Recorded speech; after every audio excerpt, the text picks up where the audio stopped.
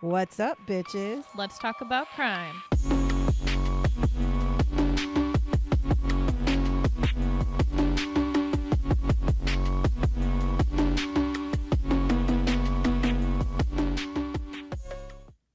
What's up, bitches? Holler. We've done this 3 times now. Don't ask. So I'm just going to start this podcast out by saying Sierra sent me a Facebook message the other day.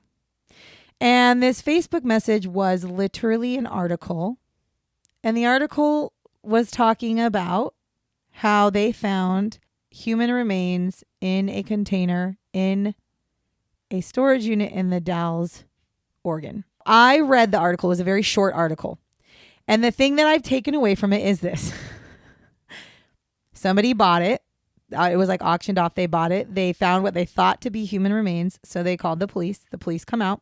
Within a little while of them looking into it, they called out all kinds of people, major crimes investigations units and things like that. So that leads you to believe that these are human remains.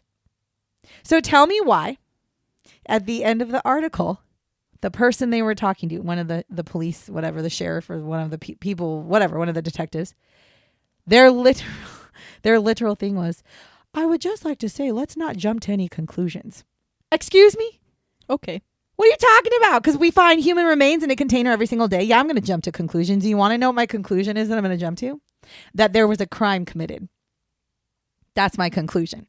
And I didn't, by the way, I am not saying the person that is the human remains in that container were murdered. I'm saying a crime was committed. And do you want to know why I say that? Because human remains. Because there's a body in a container. The fuck?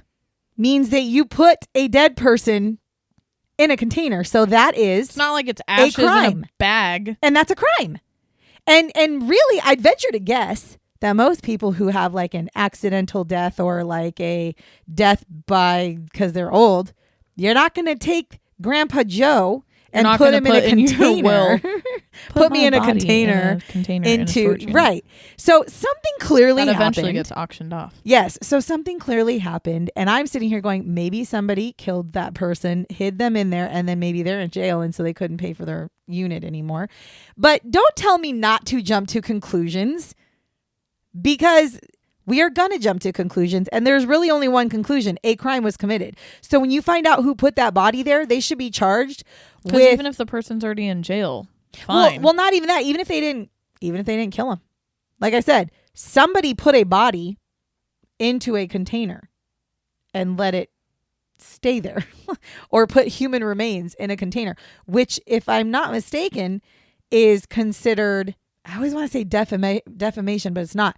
It's has something to do with human corpse. Like it's something like, I can't remember what the actual charge is now if I sound like an idiot, but basically it's a crime to move a body, to hide a body, to take the remains and put them somewhere. That is a crime. That is a crime.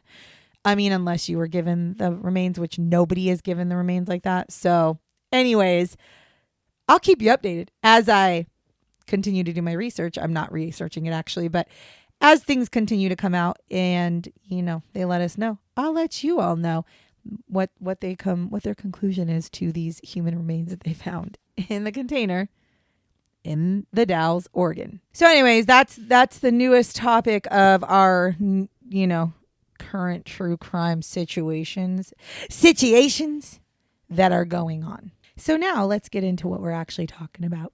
And you're going to be happy with this one. Oh, thank God it's not an old one. I can already tell based on you saying that. Fucking old crimes. This is a situation that happened in February of 2000. A 2000s gang. In Australia. A mate. Good day, mate. Not a. Oh. Yeah, I guess that's true. John Price. The Bobby. I can't do a fucking Shrimp Australian on the accent. Bobby. I can't either. I went to school with Australians and it was one of the best times ever. Yeah. Loved it. So John Price, his body is found in his home, and next to him is a woman named Katherine Knight, also comatose. Like comatose. The fuck?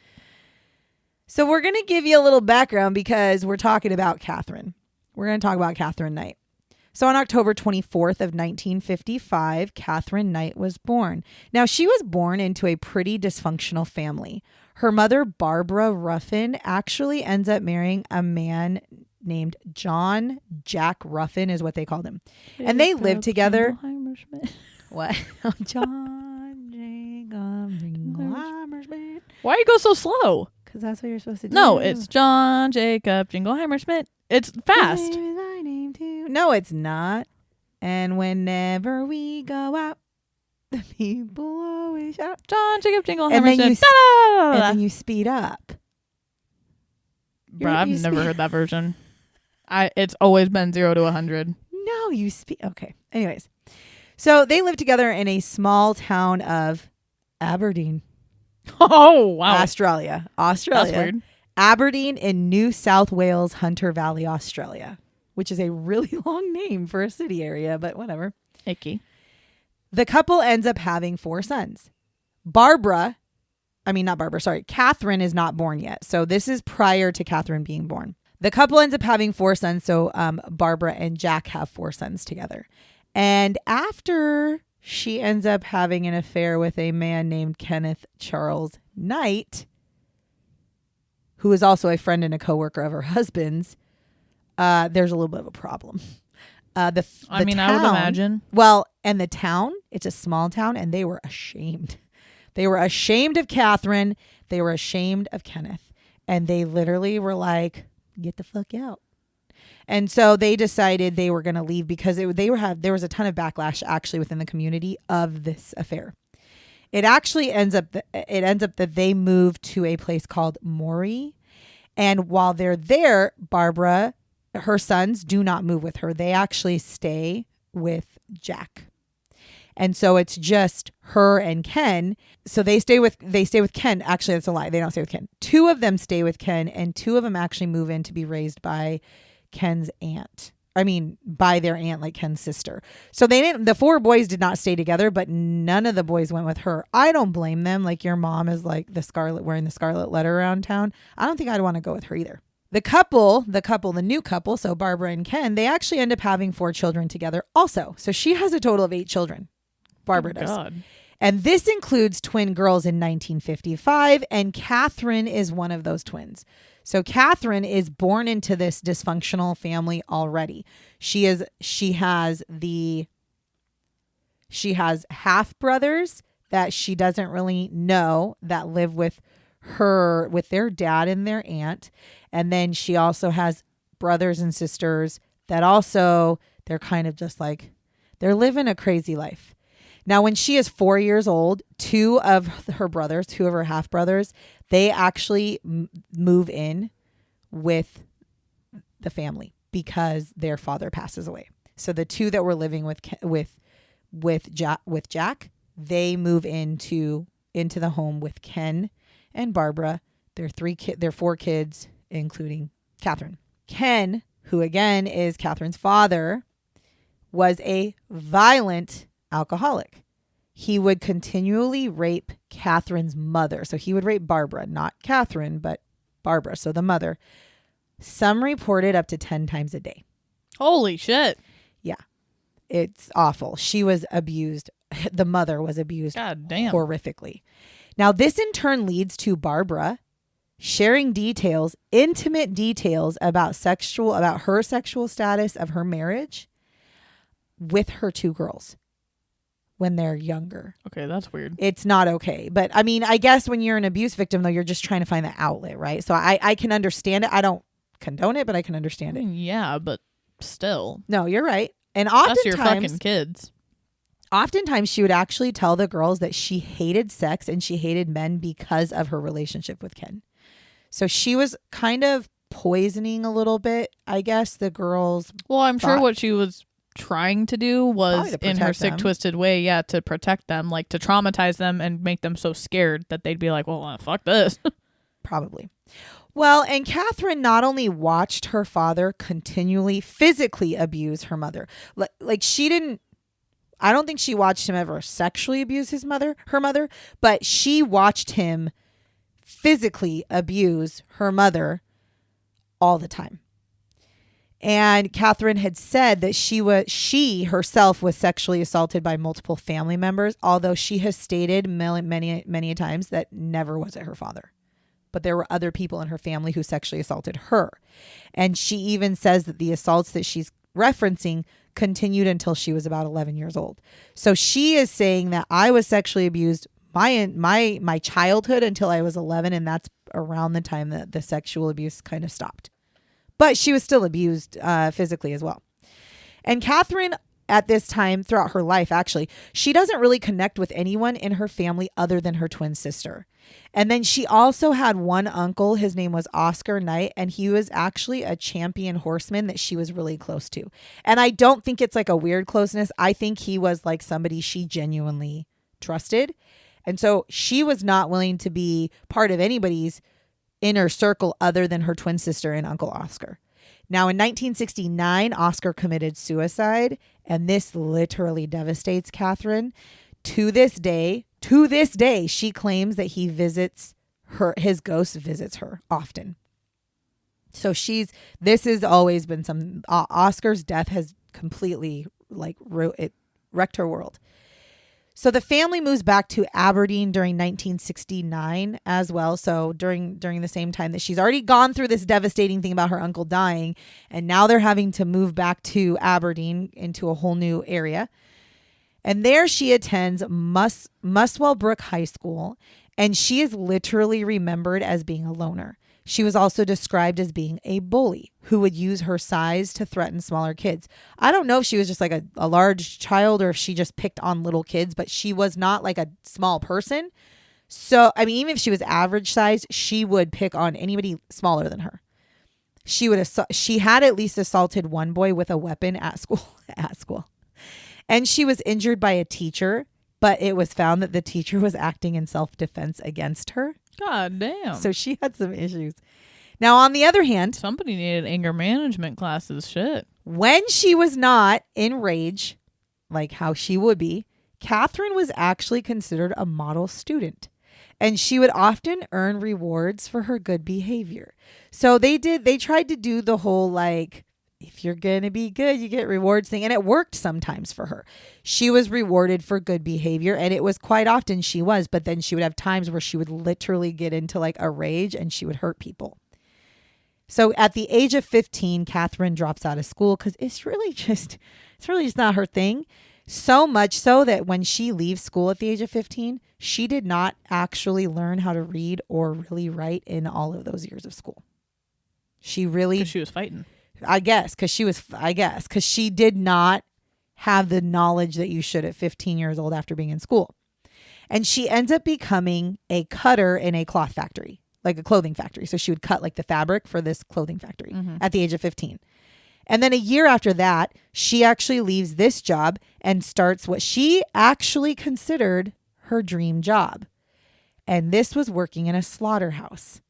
And she was cutting... Okay. Red flag. Listen, we want to talk about flags. That's a fucking red flag if I ever heard one.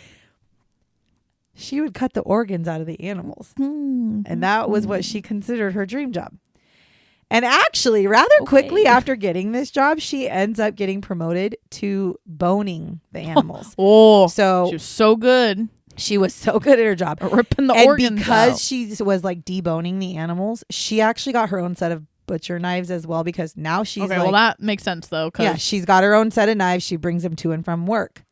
Katherine takes them home with her every night and would hang them over her bed. Now, her exact words were, they would always be handy if I needed them.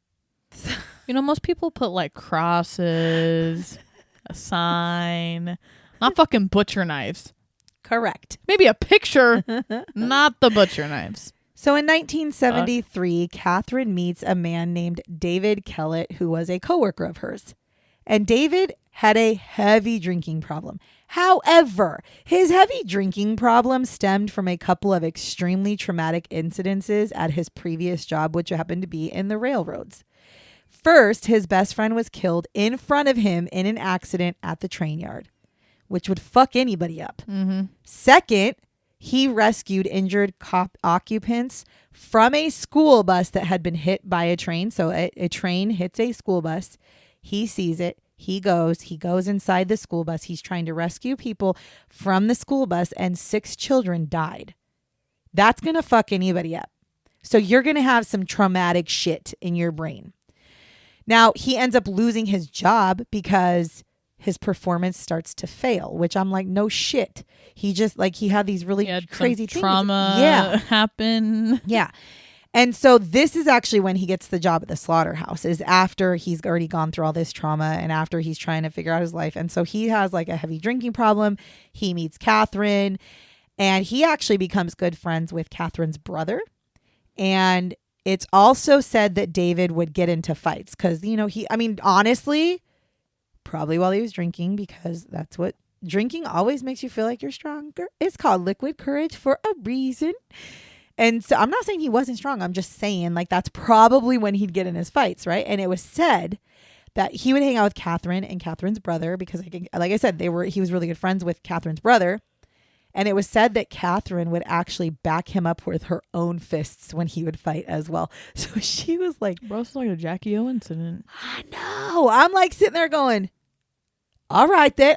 Listen, I'm down to throw hands if my husband's trying to throw hands. And I've tried to throw hands with men before and my husband's there to stop me. But I'm just going to stop talking because now I feel like I'm Katherine Knight. Never mind.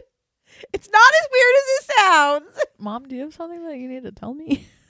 It's not as weird as it sounds. You got your man's back. That's all I'm saying. Well, yeah. But Katherine's I feel like, I've seen pictures of her. She's kind of, she was a little rough around the edges. Okay. So she was not afraid to get into the shit. And that's what she was doing. And she was going to fight some men for her man, if that's what, So in 1974, Katherine and David get married. And on their wedding day... Sorry.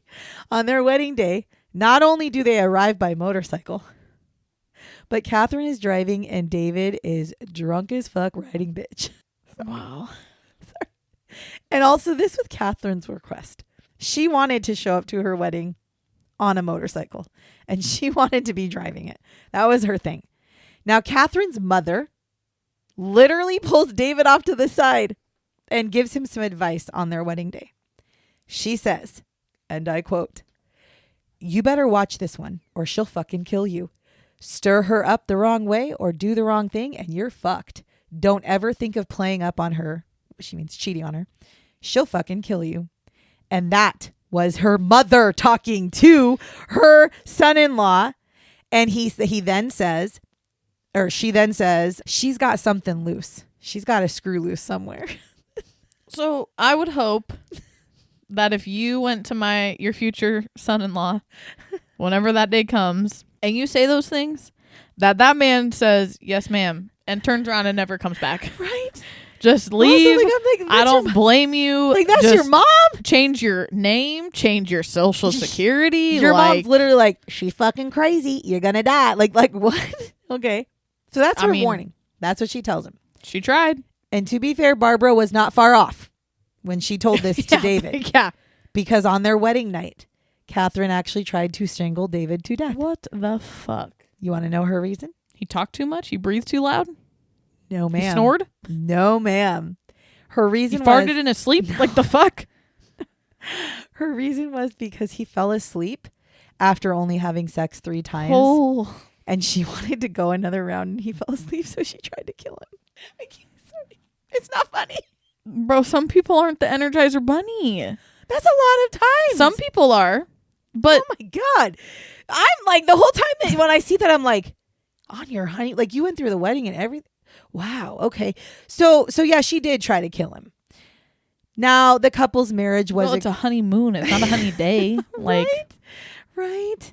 Also, he was drunk. God. He probably passed out. Come on, ma'am. Have a little care. So the couple's marriage actually is extremely toxic, as you might have guessed. And it was an extremely violent one. On one occasion, while Katherine is pregnant, because by the way, ding, ding, she gets pregnant. She actually... she probably wouldn't have if it wasn't for the fourth time. She burns all of David's clothes and shoes. Then She hit him in the back of the head with a frying pan for arriving home David, late. my guy, the fuck are you still doing in this relationship, dude? She hits him in the back of the head for arriving late from playing darts with his friends. Oh my gosh. He actually gets hit in the back of the head and like falls on the ground, almost passes out. He gets up and he runs out of the house and goes to his neighbor to get help because he's like, what the, like, I'm bleeding from my head.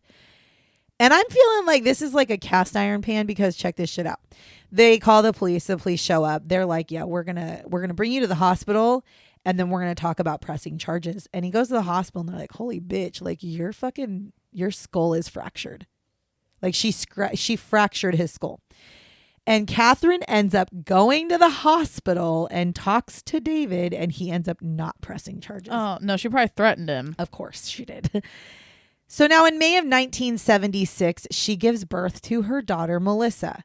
And David actually leaves Katherine at this time for another woman right around this time. Like I would venture to guess he was already having an affair with this lady, but he ends up bouncing out when Melissa's literally like days old. She is seen one day. So Katherine is seen one day pushing her daughter in a stroller and she's violently swaying and shaking the stroller back and forth as she's pushing this like not even 1 month old baby. It's not a baby doll. And this leads to her actually getting admitted into St. Elmo's Hospital where she... St. Elmo's? Yeah. Fucking Sesame Street? That's one of their hospitals. Wow, okay. Where she Bro, she is diagnosed with postpartum depression. And she spends actually several weeks in the hospital. And actually that does make sense because that is one of the reasons why some of the people that we may someday talk about are mothers who have killed their own children because of postpartum depression. Mm-hmm. It's a real thing. It's a real thing. It's a shitty thing. I have 100%. My best friend went through it, and it's like it's not everybody's going to try to kill their children, but it's awful to watch somebody go through. It comes in all sorts of forms. So but I'm it's not just like fuck. Like and there's nothing you can do to help them. And I'm not hating on her for having postpartum depression. I'm just saying that's what was going on. It's really shitty. Now, upon her release, so she gets out of the hospital. Her daughter's 2 months old at this time. Okay, so she gets out of the hospital. Her daughter's 2 months old. And she goes ahead and she takes her daughter and she places her on some train tracks. And the train was set to arrive like literally like minutes later. Now, a homeless man. Okay, now I can't blame it. I'm sorry. I can't. She's just fucking crazy. No, she probably still had postpartum depression. It doesn't just go away in a couple of weeks. Well, then she should have stayed longer. Well, they probably thought they had it under control. She was probably taking medication, but and then they obviously said, it didn't work. Never mind. However, a homeless man named Old Ted. Don't you feel like this is a movie? Yes, Old Ted. You know those men coming in clutch. Good old Ted. So Old Ted finds baby Melissa and rescues her off the tracks. Good man. Now, also during this time, Katherine then steals an axe and she goes into town and starts swinging it around and threatening to kill anybody who comes near her. So at this point, Katherine is... I feel like I've seen this movie. At this point, Katherine is arrested again, and she's now sent back to the hospital that she just came out Back to Elmo. St. Elmo. Elmo. Now, she signs herself out the next day claiming that she's recovered. She's okay now. Okay, which I don't she's arrested, how are you allowed to do that? She is it's Australia. I do not know. I know. Because I thought the same thing. I'm like, well, how is normally she able to... you have to be a 72-hour cycle? Not always. Not always. I mean, even in the United States, it's not always. There's lots of hoops you have to jump through. I just feel like if you're arrested, you should have to stay I feel like for more than a day. Baby on train tracks and then try to kill a bunch of people with an axe, you should be forced to be in a mental institute. I feel like if you're arrested and put there, you shouldn't be allowed to sign yourself out. I agree. Thank you. But I don't think they arrested her as in like formal charges. I think they arrested her on the streets. Get her off the streets. She just got out of this St. Elmo's hospital. Let's send her back and have them reevaluate her. A few days after this situation, she actually ends up slashing a woman in the face with one of her knives. And she demands that this woman drives her to Queensland because she's looking for David because he left her for that other lady. And the woman freaks out, gets out of her car, runs, and goes and gets help. She finds police. But by the time the police get to her, but get back to Katherine, where Katherine is, she has now taken a young boy hostage. So she's like on a whole nother level. Now, at this point, she ends up getting disarmed. Like the movies. She's disarmed with broomsticks. Okay. Because she's Did you look up like a fake story? when I researched Or like, it, or like, did you by chance come across like a movie No, like I script that I never shit came you out? not. I was literally like, they should just make this into a movie. It's like, I bet you they have. I bet there's a movie Like that's this? about similar to this. I don't know, but the broomstick thing really got me because she has knives. Basically, she has a knife, and they're basically like, "Ha!" I can just picture like they're surrounding her with like brooms, and they're like batting her with brooms. But she is disarmed. Okay, so she's disarmed with broomsticks, and they arrest her. Wait, did they not have I don't know about Australia, but did they not have tasers? I don't know at that time. tased her ass. I don't know what Australia did at that because I know now in today's day Australia doesn't have guns or anything, so I'm not sure. I am unsure. So she ends up getting disarmed by the broomstick police, and she is taken. She is taken to like hocus pocus flying in and with the vacuum cleaner. well, if it's the new one, it's the Roomba. Oh yeah, but the thank you. Roomba. That's true. That's true. Like a Swiffer, I think, in the new one too. Instead of the Instead of the mop. Yeah. So they take her to Morissette Psychiatric Hospital. That seems no more more fitting. Elmo. Okay. Yeah, I think that seems more fitting. Now, while she's in this facility, she actually tells nurses that her plan that day was to have that woman drive her to a mechanic's house, and she was going to go kill the mechanic because this mechanic had worked on David's car, which had allowed him to leave her. And then she was going to go find David, kill David, and then she was going to kill David's mother because David's mother's coming into town. Okay, so this is where it's at. All right. Now, the police then at this point think, well, we should probably tell David what's going on because it's like she's got a hit out on him or something. And so they contact watch David. your back, David. And they're like, hey, hi, David. We are the Broom Police. And we just want to let you know. Oh, wait, are they actually called the Broom Police? Oh, I was like, is that actually the department name? Because, wow. That'd be badass, though. But no. I was like, the Broom Police fucking disarms people with brooms? All right. No. Okay, make sure. No. I thought, because maybe they should use that shit now because they're always talking about people with going into like a psychosis and like how you can disarm them. Brooms. You're not going to kill him with a broom. Just hit him a bunch of times. Like that's fucking brilliant, actually. So maybe we should bring that fucking back. rib. He's like pa. Like anyway, Smack him with the broom part. That would hurt like shit, man. So it wouldn't disarm anybody because you'd be like like right. So they basically call him and say, hey, so we've arrested Katherine. She basically had this whole plot to kill you, to kill your mechanic, and to kill your mother. And so David's like, and your baby. Oh, okay. Yeah.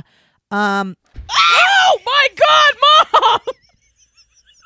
Sorry, we had to cut a big piece out because we had an attack of Trisha had a bug that's super fucking harmless fly in front of her face, and she just screamed. I made eye contact with it. She just screamed. She scared my dog. She scared me. Okay. Anyways, sorry. So as one would, when the police contact David and tell him like, hey, this is what's going on, as most people would do, he ends up going, oh, okay, I'm going to leave my girlfriend and I'm going to move back to Aberdeen. I'm going to go be with my mom. And then I'm going to go to the hospital, the psychiatric hospital, and support Katherine and let her know I'm not going to leave her. Because that's what you would do if your wife wanted to kill you. So on August 9th, 1976, Katherine is released into the custody of her mother-in-law and David's into their custody. So not only did they release her into the custody of the two people she wanted to murder, because that was a good idea. Then on March 6, 1980, Katherine has another daughter named Natasha. And in 1984, Katherine leaves David. She's like, I'm done with this. They were together for 10 years. 10 years of that. That's a long time. Yeah, that toxic like life. At this point, she moves into her parents' home at first, but then she does go on and get her own place. And she does decide that she's going to get a job at the old slaughterhouse. She got her old job back. However, she does hurt her back after a year of being in the slaughterhouse because, she's a little older now.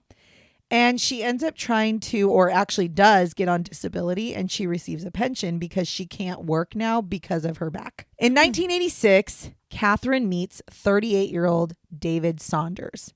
Now, after a few months, he moves in with her and her daughters. And I feel like we just did something with the David Saunders the other day. Just throwing that out there. Now, they two have a really toxic relationship and they argue a ton. I wonder why. And Katherine does end up kicking him out of her home. I thought you were going to say killed. No. Then in May of 1987, she kicks him out in 96. But then they get back together clearly because in May of 1987, Katherine cuts the throat of David's 2-month-old dingo puppy in front of him. And she says to him that she's using this as an example of what she will do to him if he ever has an affair. And then she knocks him unconscious with a frying pan. So I don't care to hear the rest of the story because you deserve nothing but torture and hell for killing the 2-month-old puppy. I hope saying you. Oh my God, that almost pisses me off more than anything else in the story. I'm sorry, the 2-month-old baby on the train tracks. That's nothing compared to the puppy. And also, David, why the fuck did you stay with her? Yeah, no shit. Like, what are you doing? But also, why the fuck is she not, like, she needs to be locked up and stay locked up. You are correct. Even in a psychiatric This facility. whole entire story, there is so much that should have been done. That's how all these stories are. Correct. They're always But in this one, I'm sitting here going, I sometimes wonder if why she didn't get locked up was because it was the men claiming abuse type thing. Well, because even back then, not believe that men can be abused by a woman or whatever. Because in June of still like that was just fucking dumb. In June of 1988, she gives birth to another child named Sarah. So she's now been with David Saunders for 2 years. And by 1989, she had moved her whole entire family into a home that she had bought. And she actually decides that she would like to decorate this home the way she wants to because she bought it. And so her decorations were animal skins, skulls, horns, rusty animal traps, leather jackets, old boots, machetes, rakes, and pitchforks. And by decorations, I'm talking like there was not a single part of the walls left uncovered. That's gross. That's gross. That's just gross. I think gross. I'm gonna be honest. Not even what the the fact that you had that much clutter. I can't do that. Now David moves out. Minimal. David moves out after they get into a fight, and Katherine hits him in the face with an iron and then stabs him in the stomach. Fair. Good point. Good point. Now, he does try to go back to get his belongings after he moves out, but he finds out that... I was like, while he's bleeding? Okay. But he finds out that Katherine burned everything of his. So after this, he actually decides to go into hiding because he's afraid of her. Oh, it took for that. And okay. Katherine is looking for him. She looks for him. She literally goes around town to people that he would like be acquaintances with and be like, have you seen David? She's probably threatening to kill him. For real. Everybody was like, yeah, I haven't seen him. I don't know. He does come out of hiding later on, and it's because he wants to visit his daughter. Because again, he has a daughter with her. So he's like, okay, I'm going to come out of hiding. Also, how the fuck does he not have full custody of this child? That's what I'm saying. Because I understand the whole abuse. Like, I mean, I don't understand it, but I understand the whole abuse thing towards men, whatever. How it wasn't, people don't believe it, and it's stupid and fucking dumb. But how does he not have the child? I don't know. Especially when she's tried to. I don't know. Australia must be like California, Washington, and Oregon, where they don't want to give the fathers any fucking rights. Yeah, no shit. Anyways, another story for another day. So, so he does try to go back to see his daughter. And actually, when he goes back, he actually finds out that Katherine had put a restraining order against him, claiming that she was terrified of him.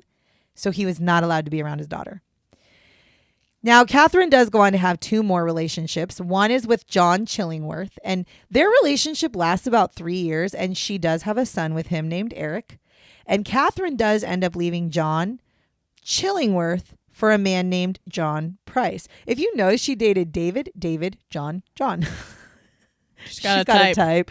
And she was actually having an affair with John Price for quite some time before she left John Chillingworth for John Price. Now, John Price is the father to 3 children. When they started having a relationship, he had been previously married, and he was literally a good guy. From anybody that had ever met him, they immediately liked him. He had been married, but it ended in 1988. But again, I don't think he had there was no problems. He just was a nice guy. And of his 3 children, 2 of them lived with him because one of them was 2 years old and that one stayed with the mother. And John was aware of Catherine's violent behaviors prior to their relationship, but he allowed her to move into his home in 1995 anyways. And it was partially because her children really liked him. And their relationship was pretty okay, minus they would get into like some arguments. And the arguments would have a little bit of violence, but nothing to the extent of what she had in her previous relationships. And so it was kind of like, yeah, well, you know, I love her. So what am I going to do? Now, in 1998, John and Katherine get into a fight over the fact that he was not willing to marry her. She had said, like, we should get married. He's like, nah. So to retaliate for him not wanting to marry her. Slit the kid's throat. No. God, no. She ends up videotaping items that he had stolen from work, and he sends it to his boss. And this gets John fired. Fucking narc. Yeah, this gets John fired. And that same day when he comes home after he got fired, he kicks her out of his house. Obviously. Oh, yeah. Now, David should have learned something.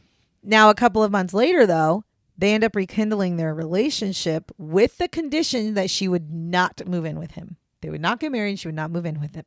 And they did fight. Like, they ended up fighting a lot in their relationship to the point where their friends stopped being their friends if they were going to stay together because of how toxic they were. People were like, you're too fucking much.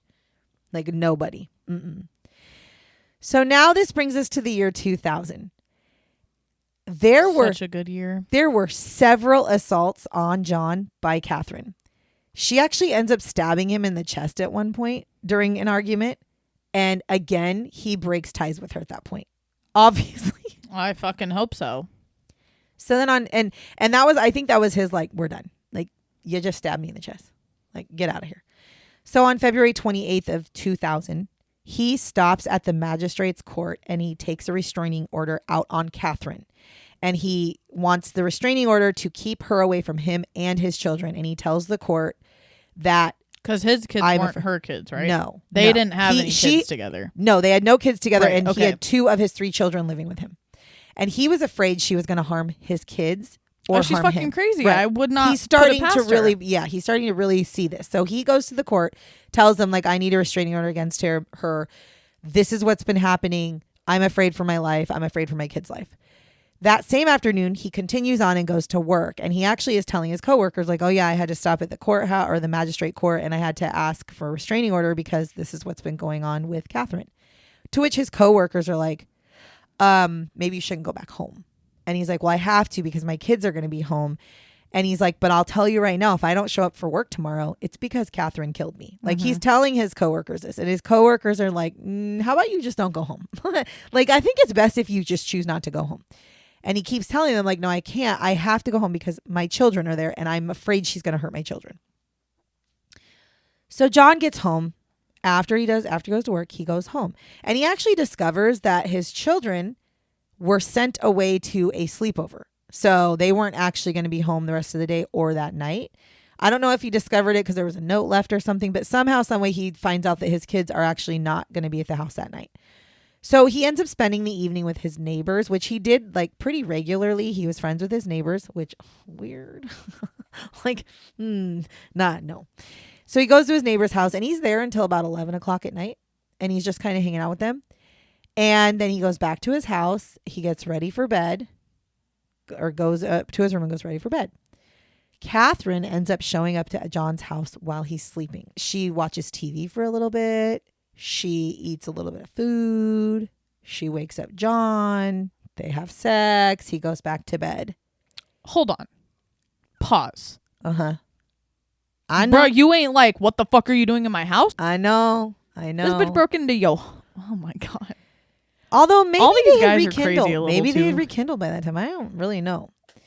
At 6 o'clock in the morning, John's neighbor looks outside. The neighbor's like, that's weird. Catherine's car is still there. Because again, the neighbor would know Katherine because Katherine had lived there for a while. And so the neighbor was like, that's weird that Catherine's car is there. Catherine's not supposed to be staying there. That's bizarre. And so a little bit later, a coworker of John's shows up at the house as well. And now the coworker and the neighbor are talking. And the neighbor's kind of like, yeah, this is his girlfriend or his whatever. This is Catherine's car. And Katherine doesn't stay here like ever. So it's weird that her car's here. And then the coworker's like, yeah. And you know, what's even more weird is he didn't show up for work. He didn't call us. We've tried calling. He's not answering. And by the way, he said yesterday that if he didn't show up for work today, Katherine killed him. So they're knocking on the door. As you sleep with her. They're trying to do the things they need to do. And they end up, there's no answer. So they end up calling the police. And when the police show up, oh, and I'm sorry, as they're knocking on the door, they do see there's some blood on the door. And so they're like, oh, we should probably call the police at this point. So they call the police. The police show up. They show the police the blood on the door, explain to them the situation as to why they're even calling the cops in the first place. To which the police are like, yeah, okay, we're going to go ahead and check this out. So they're looking all around the house. They end up going to the back door, and they actually do kick in the back door. Now, once they're inside, they actually find John Price's body on the ground with Katherine laying right next to him in a comatose state. She had taken a large number of pills, and she's just like there, like she's there, but she's like dying basically because she's overdosing on these pills. What they found was that she had stabbed John with a butcher knife while he was sleeping. This is what they think happened, or this is one of the things they talk about. She stabbed him while he was sleeping. He wakes up and he tries to turn the lights on because they're piecing together by just what they're seeing in the house. So they can find blood on the light switch. So they're piecing together that he tried to turn the light on, and he obviously didn't get it turned on, and he runs, and they can tell that he's running based off how the blood spatters and stuff are. Katherine chases him throughout the house with this butcher knife. He does manage at some point to be able to open the front door and actually get to the outside, which is why there's blood on the outside. But somehow he ends up back in the house. And they're not sure how. They don't know if he was dragged in. Did he pass out from blood loss? Did he tumble backwards? Like, they're not sure. And then inside the house is where he bled out. His autopsy showed that he had actually been stabbed 37 times. Jeez. Now, the next part of this. So the next part of this that I'm going to talk to you about is very graphic in nature, and it explains what Katherine did to the body after John was murdered. If you do not want to hear these gruesome ass fucking details, skip forward about a minute to a minute and a half, and we should be done talking about the gruesome part. Okay? Okay. Several hours after John had died, Katherine skins him and hangs him from a metal hook in his kitchen. She then decapitates him, and she cooks up parts of his body with baked potatoes, carrots, pumpkin, beetroot, zucchini, cabbage, yellow squash, and gravy. And she has 2 settings at a dinner table in his dining room. There were notes beside each plate, which were each named with John's children's names. She was literally preparing to serve his body parts to his own children. Now, John's head was found in a pot with the vegetables and had been cooked. They knew because the internal temperature of the pot was over 100 and something degrees, and it had been sitting on the pot for a while, or on the stove for a while. Now, a little later, Katherine arranges John's body. So after she skins him and does all the stuff, she arranges what's left of his body. So his skin is hanging on the hook in the house. His body is... Bro, you know how weird that'd be to for like reals. walk in and see I'm saying human body, but with no head and no skin. Well, I'm not saying I'm intrigued or interested. Or how about but, like, this? that'd be How about the weird. fact that she arranges his body with his left arm draped over, and then draped like over, I don't even know, maybe draped somehow, and that he had an empty soft drink bottle, and his legs were crossed. So I almost feel like he was like in a chair or some shit, right? Like she had him like sitting cross-legged with an empty drink in between his legs, and his arms were like draped over. I mean, that makes sense though, because I bet you, I mean, this is just how I would do it if I was fucking sick and twisted like her, but I'm not. Let me preface that. But if she was planning on feeding the kids, she probably was going to feed the kids and be like, oh, by the way, guess what's in that? And then show them. I don't know. Well, she wrote the notes too. I don't know if they never said what was on the notes. Or, but maybe the notes would have said that was your dad, and then they turn and there's their decapitated dad in a chair. They also had found that there was a third place setting of meal, but it was actually in the yard. It was like they found it outside in the yard. And what they actually thought was that she had sat down was going to eat it, but couldn't. eat it and so threw it out, but was going to serve it to his kids. Katherine also leaves a handwritten note on top of a picture of John. And the note reads, Time got you back, Jonathan, for raping my daughter. You to Beck, which is John's daughter, for Ross, for little John, which is John's son. Now play with little John's dick, John Price. So she's basically accusing him of raping her daughter. And maybe accusing molestation of his own children. I'm not really sure what the note really was other than raping her daughter. I want to be very fucking clear. Her accusations in the note were never corroborated, and in all reality were actually fucking bold-faced lies. They did investigate. They absolutely investigated, because in their brain they were like, that's a bold ass accusation. Well, and it's not like it would have been like, oh, you're off on this crime, but they would have potentially given her like a lesser sentence. Well, maybe. Not even that. It would be more of a, well, yeah, because she could probably have fought for like quote unquote justify self-defense or whatever for a minor or whatever. Right. But they did investigate, and there is not a single shred of evidence ever that would say that happened, because it just wasn't true. Now, of course, as police are talking to Katherine after she's brought to the hospital and like is revived or whatever, she claims to have no memory of what happened when the police are talking to her. She says, because remember, she was laying next to him unconscious, basically. So she gets like stomach pumped or whatever fuck they did. And they're talking to her and she's like, she has no idea what happened. Mm-hmm. She is then charged with murder. So they're basically like, well, you definitely did this because you were the only one in the house. Okay. Like, and this is, let's be real. This has your signature all over it. You're a fucking, you worked in a slaughterhouse. You're like almost your entire life. This is exactly what you did in your job, in your line of work. They actually charge her with murder. Now, she is actually initially offered a manslaughter plea, to which she says, absolutely not. I didn't do this. So she rejects it. So she's officially charged March 2nd of 2001 for the murder of John Price. And she, of course, pleads not guilty. Now, her trial... David Price in there like, fucking dodged a bullet. For real. Think of all the guys that she did date. It's like, holy shit. They're probably all like, damn. Her trial never officially starts. They actually make it to the jury picking phase. And when they're in the jury picking phase, crazy enough, the judge looks at it was like 60 people that were up to be potential jurors.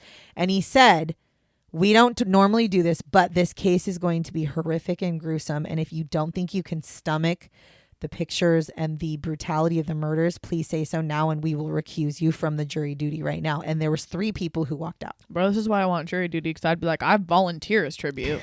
I'll fucking sit in here and watch this shit. Well, 3 people end up walking out, and then they get into like the questioning phase where they start questioning them, and there was like and another... they start picking of like, nope. Well, yes, and after yes. some of the questions, there was another like 10 that were like, yeah, I don't think I can do this. And so that's... I mean, to be fair, that's a pretty... It would be a tough ass Hearing trial. the story and seeing it, it's 2 different things. However, like I said, they don't get to actually do a jury because Katherine, out of the blue, changes her plea to guilty. Just out of the blue. Decides she's going to plead guilty. Now, the judge then orders immediately a psychiatric evaluation of Katherine, because that is true. You know, you're sitting here saying you have no memory of doing this. You didn't do it. And then all of a sudden one day you're like, okay, I did it. And I'm going to plead guilty. So you do have to make sure. Brian Koberger. I thought you were really coughing. I was like, bitch. Correct. But correct. Yes, exactly. While she does see a psychiatrist. While she is considered sane. Are you fucking Hold kidding me? on, I'm going to explain it. While she is considered sane by the psychiatrists, her defense attorneys are going to defend her using amnesia and disassociation. Now, here's the thing. I need people to very much so understand. You can have mental health issues and you can be diagnosed with mental health issues and still be considered sane. And here's why. Sane does not mean that you don't crazy. Have mental health issues. Sane means that you understood that what you did was basically wrong. You weren't in like a psychosis state. So there's 2 different insanity pleas actually that you can do. You can do an insanity plea. So if you have a temporary insanity plea, it means that you like went crazy, and honestly that you did not know at that time that what you were doing was right or wrong. However, if you have a temporary insanity plea, you're still sane to do the trial. You just are going to plead a temporary insanity, which then that gets taken into account for your sentencing. And then there's the other hand where you can plead complete insanity, which means that you are not mentally sane and that you cannot stand trial because you do not understand the inner workings of what you're doing, what you're saying. You won't understand what you're agreeing to. Like if you plead guilty, I think they tried to do that for Brian Koberger. Yeah, of course they did. Of course, I feel like that's what they always try to do. I feel like it's always standard that like whoever's up for the crime, the first thing they always do is try to plead for insanity. Because if you get an insanity plea, it doesn't mean you don't get charged. You just get to spend your time in a mental institute, in a mental institute prison versus a prison. So it's like, and normally, sometimes is it that much better? Well, no, but normally you'll have a lesser sentence a lot of the time. So yeah, she was considered sane though. So she was seen by psychiatrists, but she was considered sane. Most of the psychiatrists actually agreed with her defense attorney saying that amnesia and dissociation would be valid things for her to be able to say as reasons why she did this, because she genuinely did not seem to have any memory of the crime. That is a very possible. It's very, very possible that she does have some sort of amnesia, which also would be almost like a temporary insanity type thing. 2 psychiatrists that she actually met with did diagnose her with borderline personality disorder, which could give her some psychosis type stuff sometimes. Not psychosis, but like not remembering things, not because she can't remember, but you disassociate from yourself when you have borderline personality disorder. And so when you do something like that, a lot of times you have no memory of what happened in that time frame when you disassociate. So that's where they were like, well, yeah, I mean, that's possible. So even though Katherine pleads guilty to the charges, she has never actually accepted responsibility for her actions, which is where I have the problem. If you're going to plead guilty, but say you didn't do it, but you're pleading guilty, that's where I have a problem. You did it. You might not remember doing it, but if you look at it and you start to work through therapy and things like that to try to get yourself to a point, you've got to take accountability, or I can never see you getting out of jail. And not just accountability, like the legal stand. No, yeah. Like, yes, I'm guilty. No, but like actual accountability. And to be honest with you, Brian Koberger. To be honest with you, she should never get out of jail because she's fucking crazy. This is not the first person that she tried to kill. So the fact that she was out in the world for so long, I don't even know. Her defense attorneys actually asked. I would have hated to have been her defense attorney. I'm just throwing that out there. They actually asked that she be dismissed from the sentencing hearing because she pled guilty. So there's no trial. It's just a sentencing hearing because she already pled guilty, just like what they did with Koberger. It's just you get sentenced. They had asked if she could be dismissed and not be attending the sentencing hearing because of the details of the crimes would be mentioned, and she had no memory of them, and so they didn't know how she'd react. This request was denied. Yeah, I would hope so. Because guess what? I don't give a fuck if you don't have the memory. You still did the crime. When the crimes were described by the officer, like the officer that has showed up to the scene. Yeah. When the crimes were described, apparently Katherine grew incredibly hysterical and had to be sedated because she does not remember doing that and she does not think she did it. And when she heard the details, it literally, like, they had to remove her and sedate her. So when you hear things like that, I don't feel bad for her at all. Because again, prior to this murder, she fucking tried to murder people. Yeah. So I'm not going to say that I feel bad for her, but I do think in this moment, the reason she killed this man was because she disassociated from herself and she did this. And then I actually think that's why she took so many pills to try to kill herself. Because I think when she woke up and woke out of her disassociation, she looked around and was like, what the fuck did I do? And then wanted to die. But that doesn't give her a reason to not be in jail or anything like that. Okay. I'm just saying, I do think that's, consequences for your actions. Exactly. Sorry. So on November 8th of 2001, Justice O'Keefe had said that the severity of the crime and the lack of remorse from Katherine meant that she needed a severe penalty. He sentenced her to life in prison because it's Australia, so they don't do death penalty. Now, he also refused to fix a non-parole period and ordered that she be marked as definitely never to be released. This is the first time in Australian history that this penalty was imposed on a woman. Meaning she is, I don't know if now, but I'm thinking it's still to this day, she's the only woman who is never, ever, ever allowed to be out of prison. Because like, you know, those life sentences are never actually her life. Hers is actually her life. Now in June of 2006, Katherine appealed this sentence. Her fucking claim is that her sentence is too harsh for the murder she committed. Bitch, please. Her appeal was obviously dismissed within very seconds, right? In September, with it reflecting in the judgment, specifically, they said, this was an appalling crime, almost beyond contemplation in a civilized society. Katherine is currently still in prison and is actually, weirdly enough, reportedly taken a leadership role among prisoners. And as of July 2017, she has had 0 records of violence in prison. And she has received no extra charges while in prison, which means she's not being a fucking bully in prison. She's being a leader in prison, and she's doing fairly well. Now, to date, Katherine is serving her sentence at Silverwater Women's Correctional Center. So anyways, that is Katherine Knight, and that's our story, our podcast story today. This was a very interesting one because like I said, it's like a movie. It's literally, you know what, you just said it. I guess, I mean, I've never seen Silence of the Lambs, so I couldn't really say. But I guess Sierra just told me that Australia called her the female Hannibal Lecter, and I guess I could see where they got that. However, she wasn't killing a bunch of people. She attempted to kill a bunch of people, but I told you, she's a little rough, right? And I sit there and think, I love you. I love you. You know that. She does this shit all the time. You know I love you, right? The fuck? What? Am I crazy? Is that what you were trying to say? No. I want to know why she had so many boyfriends. Oh, yeah. And you're over here struggling to find them. I'm yeah. what do you need to look more rough around the edges? What Dude, I don't fucking know. That when I'm looking at what I'm sitting here going, really? Listen, I'm not a very confident person, but for real. For real. Yeah. So anyways. But listen, how many kids does she have? Maybe that's part of the reason why she had so many boyfriends. I'm just throwing that out there.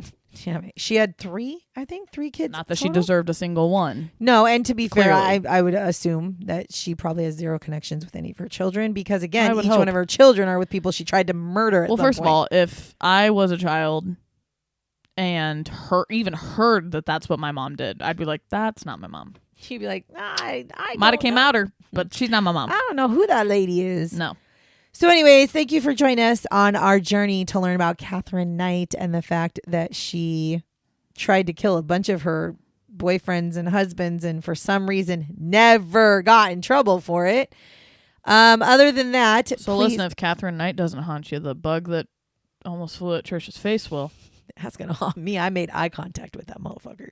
And you didn't even kill it. Well, that's because ran from it. I didn't ran. I flung the papers at it and it didn't do shit. Just killed the scared the shit out of Olive. Still around. I don't even know. It's gonna be crawling on you in bed tonight. You're gonna feel like a tickle on your cheek. No, I'm not. I'm gonna stay up for the rest of my life, so it's fine. So that's all we got for you today. Thank you very much for joining us. As always, we genuinely appreciate you. Make sure you're following us. If you're not, make sure you click that follow button, and be sure that if you like what you hear, share us with your friends that you also think might like what we talk about. And other than that, I'm just going to say thank you for listening to us talk about Katherine Knight, the female Hannibal Lecter. Until next time, catch you on the flip side, bitches. Bye, bitches.